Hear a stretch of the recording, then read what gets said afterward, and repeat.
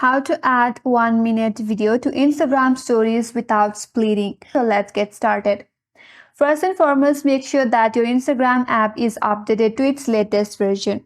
For that, open a Play Store in your mobile device and in the search bar, search for Instagram. After that, if you get an update option where I have opened, tap on update and you have to update the application because the latest version of the Instagram will allow you to upload the 1 minute video to your stories without splitting. So make sure to update your application. After you update your application, simply open up the application and log into your account. Once you're logged in and you are on this home page, navigate to Add Your Story section from the top left corner.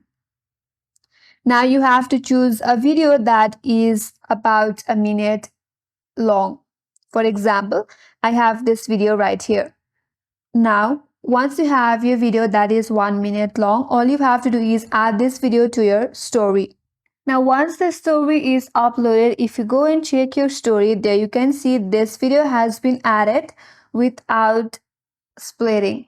So this is the way to add 1 minute video to your Instagram story, and that's all for today's video. Hope this video helps you. If you are new to our channel, make sure to like and subscribe.